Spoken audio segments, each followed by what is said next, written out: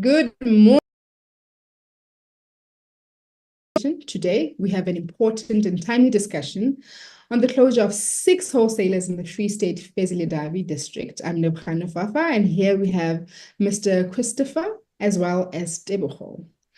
See, these closures have sparked a broader conversation about food safety in the province, regulatory compliance, and the impact on small businesses within the local community. Joining us is Mr. Christopher Malematja, the whip of the Portfolio Committee of the Small Business Development in the Free State. Christopher will be providing us with insights into the reasons behind these closures, the role of the health and safety regulations, as well as the wider implications for business owners, especially those serving economically disadvantaged areas. Of course, seeing that we've had 6 closures in Tate, they've had a significant concern, particularly around compliance and the health standards. And of course, the presence of unhygienic conditions and inadequate pest control. And we have a few questions for you today, and we're hoping that you'll be able to shed some light and, of course, put our concerns to rest.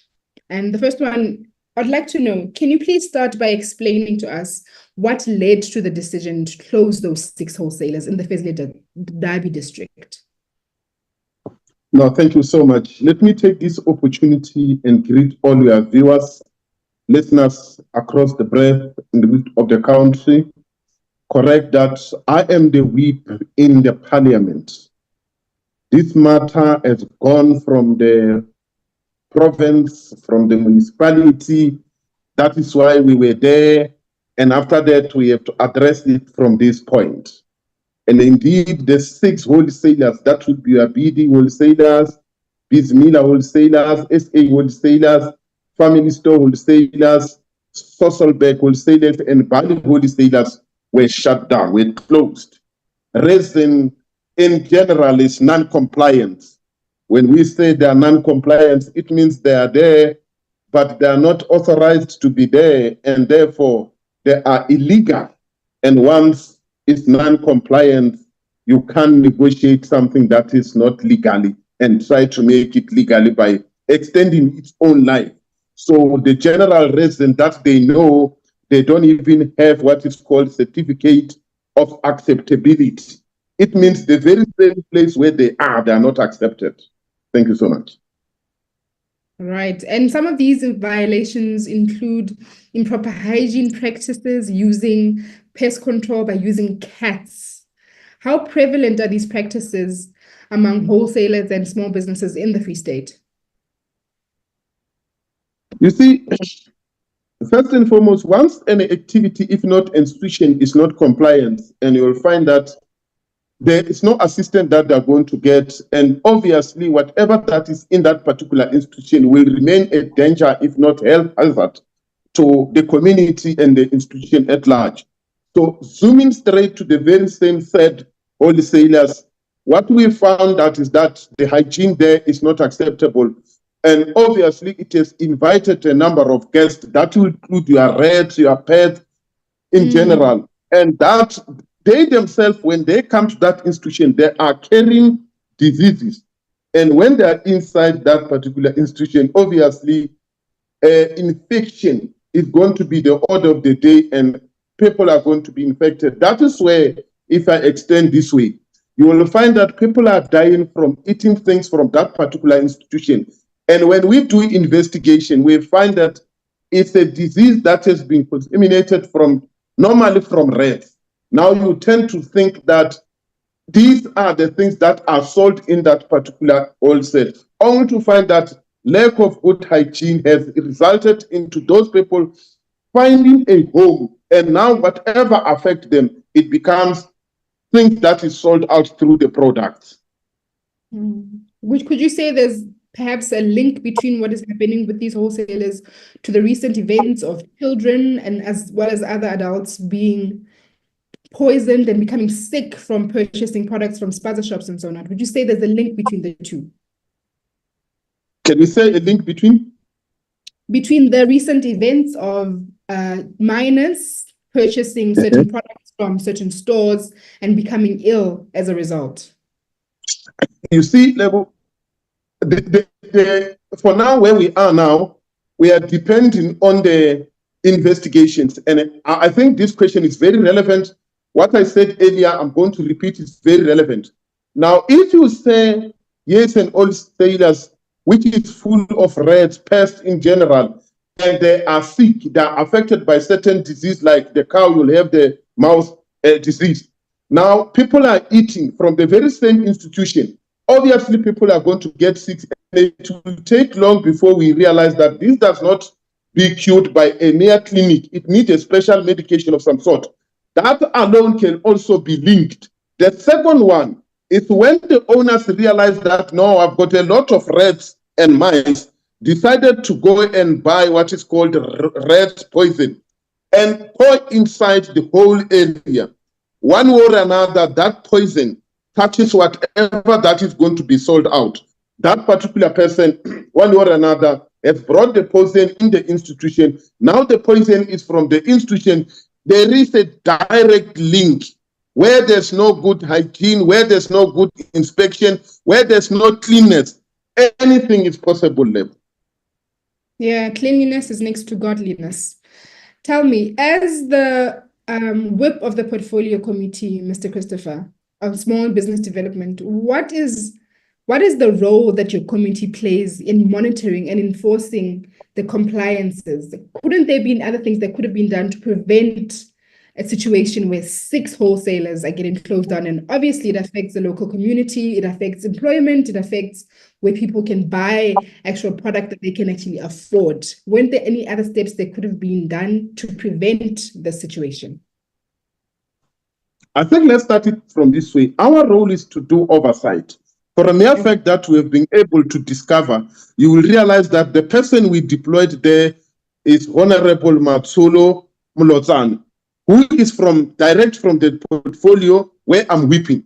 Now, being oversighting is to check if indeed these compliance are really adhered to, the regulations are really adhered to, in a way of enforcement. Now, for the mere fact that we have managed to discover the illegal trading and business conduct of some sort, it means our role is really gaining what it's supposed to gain in terms of the objectives.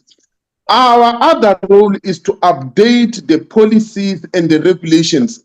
By updating is to say, you will remember that we are still governed by the old one of 1991, where even the minister is unable to intervene at some stage, is unable to align this thing with the current situation. So as the portfolio COVID, when we update the policies, we are trying to say, if people can afford, what is it that can be a red tape?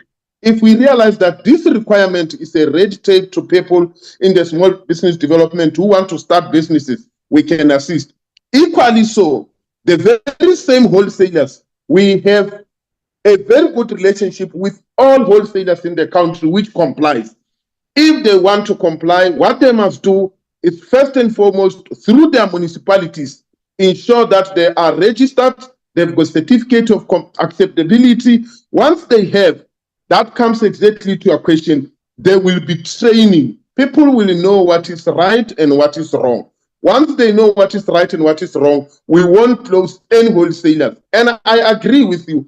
When we close, there will be job losses, there will be issue of distance, going and buy somewhere. But what matters most is life. What is the use of having people producing but killing millions?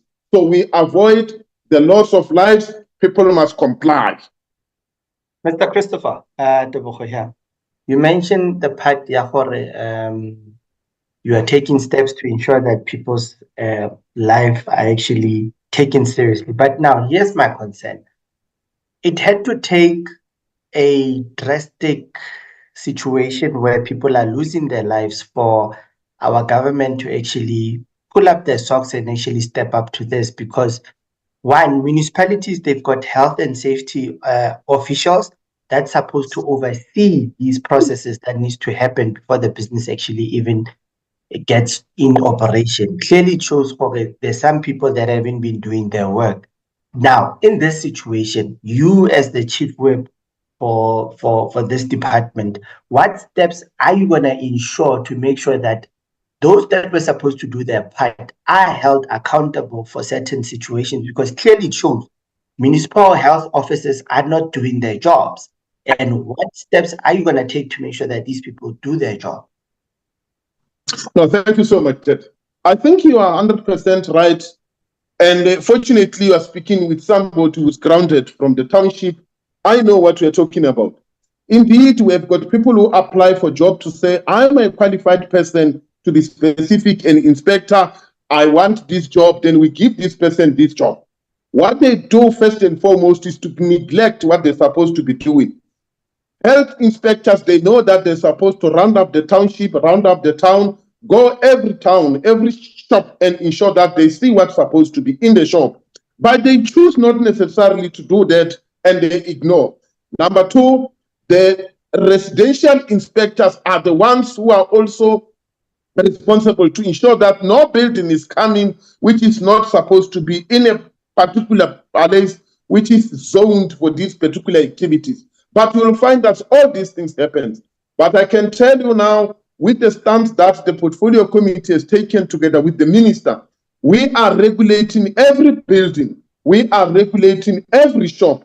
And from there, the very same municipality, that is your first leader in Mazimaholo, they are aware that this report is going to go into the boardroom. We will want to know why there was that wholesale, why that wholesale operated. Where is the report of defiance?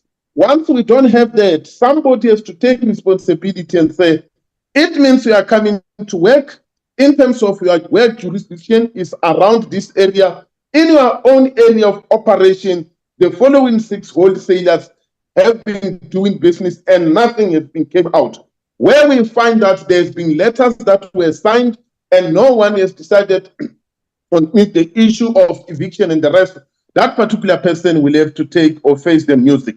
We are not going to leave this thing as normally other things are happen to be left that way. In this case, it is a case that we are going to ensure that we set an example to. And then in that regards, you find that majority of these wholesalers are foreign owned and labor laws are not being practiced or followed. And also these wholesalers, they do supply their foreign brothers in terms of their small tuck shops. They get it from them. But now my fear is, how are you going to manage this chain that has been created by the foreigners, which is actually dominating in most of our townships and is actually suffocating small businesses that are owned by our own South African brothers and sisters? Thanks. I think that let's be straightforward to understand. We don't want these foreign nationals to have shops in our country. Owning spaza shop is not a scarce skill. That we are not compromising, apologetic about it. But those that came in the country legally and they are saying, no, I don't want to go and work any other thing. But in terms of your economic policies and open policy, I am allowed, provided I qualify, I can go this route and they qualify, there's no problem. Now, in your question, you are saying one or another, I can be compelled to go and negotiate with a criminal and say, you people who have been here illegally, you hired people are putting bread on the table, then I must consider that. No, we are not going to consider that. If those wholesalers, all of them, they are not compliant and they won't comply, they are going to be shuttered them permanently. The very same chain you are talking about of taking this thing to the spaza shop, that is going to their own brothers. It's a very dangerous route that we are going to be following, to follow the very same spaza shop and say, where is it? That it complies, where it gets the stock. And we will be also monitoring the issue of the very same food and where are they manufactured. So we are going to be closing the entire link. Equally, we are going to be regulating the entire chain to see if it is consumable or not. If it's not consumable, we are not going to negotiate them. But Mr. Christopher, this is a problem that we've been having for the past 10 years. And we saw with the uprising of xenophobic attacks, violence amongst the foreigners and our local brothers in terms of these types of compliance. I mean, like, this is not the first time it happens. And I feel for it. our authorities have been they've been turning a blind eye to this situation, and people have been dying, people have been suffering a lot. Majority of businesses have actually suffered due to the fact that we even see with our regulated, registered wholesalers that are busy closing down because foreign wholesalers are taking over, and the South African government just looks another way. I hear what you say, but my fear is that will we see a difference with the example that you just did by closing down just 6? Is it something that's going to filter out throughout the country? Is it something that's just going to end up at Fezile? Thank you so much. I think you read my mind.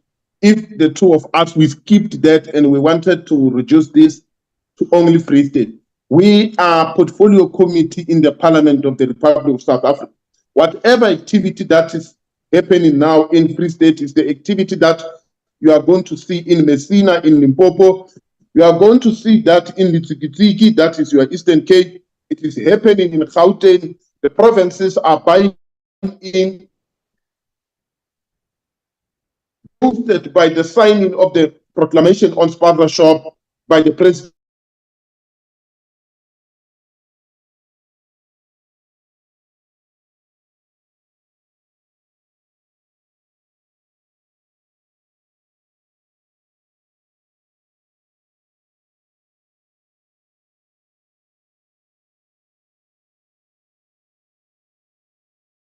Moving forward, we are not going to start a program that will just come and end. We want to take this program until everybody is safe in the country.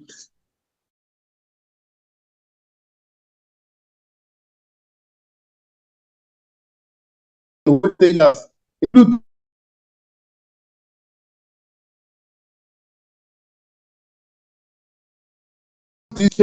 where are they? So now we are empowered and equipped with working with the subs. We are able to even see where they manufacture, and we are confident that we are going to get rid of this illegal manufacturing of goods and the selling. Obviously, there will be fair competition in the country in terms of the shops. We want to guarantee the community at large that whatever illegal business used to be conducted by the foreign nationals has come to a dead end, and will ensure that it be finished. They will see for themselves.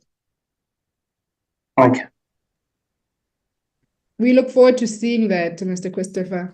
Now, we're saying that we're talking about the future. What are the future plans that you have for regulation? Because I can hear that, not for lack of a better word, there's a lot of big talk. But what are the key initiatives and legislative changes that the Portfolio Committee is considering to strengthen the actual compliance in the near future for small businesses as well as other businesses that are promoting economic growth? We are concerned about the irregularities that have been happening throughout, and we are saying we are here as boasted by the proclamation signed by the president that we will ensure that they are adhered to, in particular, the regulations and the compliance. Remember, where there's a clean, good business conduct, it also assists to attract the foreign direct investment and increase export-oriented product with some small business. At the very same time, it creates a good conducive situation where there will be growth from our own South African shop owners, because the government, we have been for long as small business development, giving grants and loans to these our local shop owners to ensure that they compete. But now, because there will be a fair competition, clean one for that particular matter, no fakes, we believe that with the boost from the government, they will grow. And when they grow the economy. That alone will go with the job creation. People will work. And at the end of the day, I don't think there will ever loss of lives, because everything will be safeguarded and ensuring that is according to the book. And the inspectors, we are saying we will push through the provinces and the municipalities that they get as many as possible and reduce a situation where one inspector has to look after many shops, where he will come and give that as a overload. or overworked. Now we are saying we want to have a situation there an inspector is given a minimum kind of shops where he will be able to inspect. We are saying the government is ready, like we've been ready to give the grants to those who are saying we want to enter this. And we are encouraging cooperatives of more important that people come together and have this. You've got the support of the government. I think we've got a very good, bright future if we go that route, backed by the proclamation signed by the president.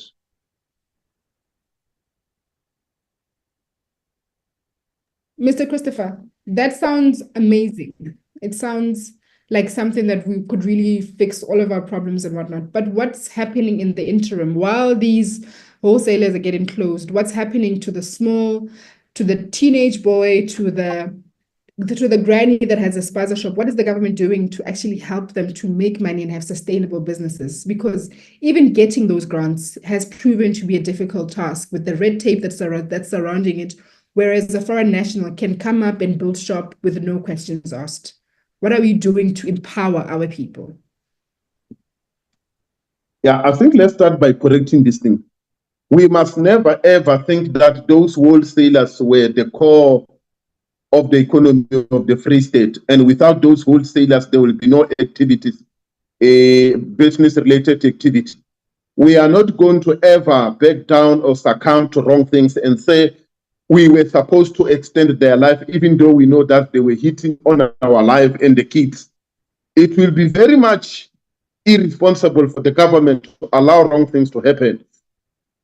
I agree with you that as of today, the person who was using that particular wholesaler to go and get a stock will have to go extra mile.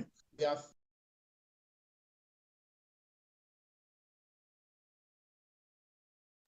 And Mr. Christopher just technically disappeared, Lou. Oh, there he's coming back. You unmute Lebza. While we're busy waiting for Mr. Christopher to come back, yeah, it's a very Mr. Christopher. Mr. Christopher. Yeah, I'm there. Yeah, Mr. Okay. We are saying. It looks like we've been of our show, of our interview. Can I continue? You may continue, sir. Okay. We are saying those wholesalers must never be a dependent core of the economy in your province. Take extra mile to go and get fresh products. Come and sell fresh product in your shop. You will be doing a good marketing, and that will assist you and the community. You shall have saved everybody's life. Now, if you are saying those people were right, we must think of them not to terminate with immediate effect, we are becoming irresponsible. And I know where you are also going to say those who have been working there, the very same people who have been working there were not registered with labor. It means their rights were not necessarily honored. And we are saying all those wholesalers will only open if they comply. That includes meeting the requirement of the Labor Relations Act. Equally, the issue of the expiry and the storage. Because if we are to be honest, Lev, is that some wholesalers have got tendency of going to an extent of storing even medication. You will agree with me that some other medication, they don't need to be stored anywhere, anyhow. They need certain temperature to be in the shop. Now, these wholesalers have got all vast of this, regardless of that required environment of some sort. Therefore, people of Metsima Hulu, bear with us, we are doing the right thing. People who are owning shops in the Metsima Hulu, go extra mile for good services to the people. You will grow. Don't want to grow through tabla.